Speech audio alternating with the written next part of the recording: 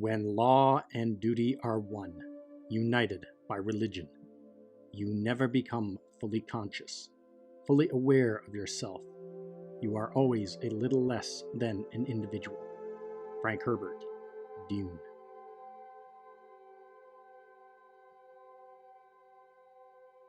Book 3, The Prophet.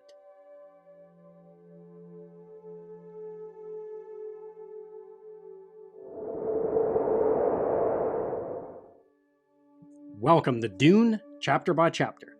I'm Dominic. So in the last chapter, we saw the Jessica take the water of life, and we seen her go down the rabbit hole of other memory as the other memory was opened up to her, and we learned a bit about the background of the Fremen, and then Paul took the water of life as well after it was transmuted, and his mind opened up again, and he saw all these multiple timelines, multiple futures involving the Great Holy War and Feyd and all this stuff. So this chapter is now, we've just taken a time jump. It's now 2 years later after the events of the last book. So now this chapter puts us on Giedi Prime. And the Baron Harkonnen is really pissed off at this point because there was an assassination attempt on his life. He was going to go for a good roll in the hay with one of his young slave boys when he discovered that the boy was booby-trapped and he was almost killed, but he found a way out of it. So this is where this chapter picks up. And so he knows the one behind it. The one behind it is his own nephew, Feyd-Rautha, who is in line to take the Baron's place when he takes a step back or whatever. But Feyd has no patience, and he doesn't want to wait for his uncle to step down.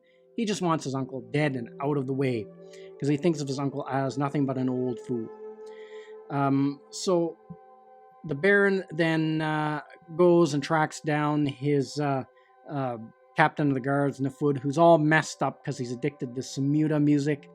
And so then he gives him some crap. He said, I thought your whole purpose was to protect me from all the dangers around me. That includes my own family members. So Nefud failed there. He was supposed to protect him even against his family members. So then he summons Feyd, and then Feyd shows up there to where the Baron is. So what's interesting about this chapter is the dialogue between Feyd and the Baron is that it's almost like the Baron giving him a lesson in treachery. And this chapter also highlights, again, the differences between the relationship between Paul and his father, Duke Leto, and the Baron and his nephew, which...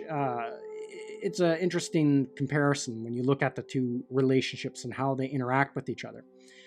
So the Baron brings Feyd there, and then Feyd kind of plays stupid. He doesn't really know what's going on, but then he's got to really watch it because even though he is family, there is only so far he can push his uncle. And it's not beyond the Baron's... it's not beyond his scope to get rid of one of his own family members. Even his nephew, Feyd, which he really wants to take his place, because the other nephew, the Beast Raban, just doesn't have the brains for it. So he takes him back, and then he shows him the body of the slave boy, and he shows him, I found the needle. There was a needle on the inner thigh that if the Baron had put his hand on the boy's inner thigh, the needle would have came out and would have injected him with some kind of lethal poison. And so what's interesting is this whole plan was cooked up by Feyd-Rautha as a way to assassinate the Baron and put Feyd in the Baron's position of power. And so then what the Baron does as punishment, he believes that the slave master is in on it as well. So he has Nefud go and garrote the slave master right away. And then he suspects two other guards were kind of in on it because they kind of gave a subtle head gesture towards Feyd. So he also has them killed as well. So some serious consequences for some people for this assassination attempt on his life. And so the Baron tells him that, you got to stop this. This isn't working. You're going to have this position of power, but you have to stop this constantly trying to assassinate me, because I've got a plan for you. And if you just have patience and see how things will work out, I'm much more important to you alive than dead, because you could use me as an advisor once you take over as the new Baron. And he even throws a breadcrumb out there of, you could even ascend to being the Emperor. So this is kind of like a little bit of a trick on the Baron's part to make himself seem way more important than he really is to Feyd. And the other thing is they talk about in this chapter is how expensive the whole everything, the whole thing that happened on Arrakis with them eliminating House Atreides and and how much it cost them in military equipment and how much it cost them in bribes to keep everyone quiet about their involvement with the Emperor. Because you have to remember that if it comes out to the rest of the Landsraad that the Emperor helped the Baron, even the Sardaukar is not enough to defeat the combined forces of the Landsraad, which makes up all the other houses, if they decide to turn on the Emperor and take down House Carino. So they talk about that. And the other interesting thing is now word about Muad'Dib has gotten back to the Baron. So the Baron makes mention that, there's a new religious leader, a new religious prophet has sprung up among the Fremen, this Muad'Dib. And, the Baron says, whatever, they're just a bunch of savages. Let them have their silly religions. Who cares? Who cares who this Muad'Dib guy is? So the Baron has no idea at this point that this is Paul Atreides, and that Muad'Dib is going to be very, very dangerous and a very lethal opponent to him in the coming future. So the Baron just kind of brushes it off. And this is something that basically is part of why I think House Harkonnen really gets destroyed along with the Emperor, is they just completely write off the Fremen as just some nomadic savages out in the desert. There's not that many of them. They're not important. They're not dangerous. And they're doing it again with this new prophet that they've got word of, that the Fremen have a new prophet, and his name is Muad'Dib. And there's a new religion being built up around him by the Fremen. And so he just brushes that off as nothing and doesn't take the time to look into it. So they're really underestimating the Fremen in this book. And so what they do is the Baron agrees, okay, let's make a partnership. Let's make a deal. Let's make a truce. I'll get you the power that you want if you go along with my plan. In exchange, you stop trying to assassinate me, and what I'll do for you is I'll let you live. So then he doesn't really give Feyd any kind of a choice, so Feyd decides, well, I have no choice. I can only push him so far, and he just wishes this old fool was out of the way so he could take his place.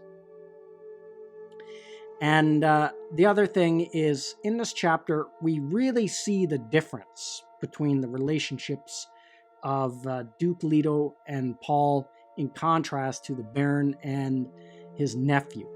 They're kind of like opposites, like almost like a mirror of each other, where the Duke Leto and Paul, their relationship is like a really good father and son relationship. It's built out of loyalty, trust, love for one another as a father and son. All those things, where there's no love with the Harkonnen. Like the nephew hates his uncle and he wants to kill him and get him out of the way. Like the Harkonnens are all psychopaths and they're all totally self-centered, and somehow they still have to work together and function together. So you can really see the difference, that there is no love. There's no relationships. They just form alliances with each other. That's what it is. It's just all they care about is what one can do for the other, and to further the Harkonnen name and things like that. So it's an interesting comparison between the two. And now the other thing is we get to see that the Baron's not going to let Feyd off scot-free with this. So he's already had his slave master killed. And then he calls Feyd out on the battle in the arena, how that was, this trumped-up assassination attempt against him to make him look more imposing than what he was. And he kind of congratulates him on that. That was pretty daring. And but he's not going to let Feyd off the hook with this assassination attempt. So he tells him, okay, well, you're not getting off the hook with this. And as a punishment, you have to go down to the slave pens. And you have to kill all the pleasure slaves, all the women that you have down there. You have to kill them all with your bare hands while I watch. And so Feyd doesn't want to do it, but he has no choice. He has to do it because his uncle's not giving him one. So, it just shows how sadistic and depraved the Harkonnens are. When people say there are no good guys in Dune, well, if the Atreides are the bad guys, then the Harkonnens are the much, much worse guys, as far as that goes, because they're just some of the most sadistic, most psychopathic science fiction villains ever to be thought of is House Harkonnen. So now we're at the final book in Dune, and so it'll be interesting to see how things go from here. So that's everything I got to say in this video. Let me know what you think in the comments section, and I will see you at the next one.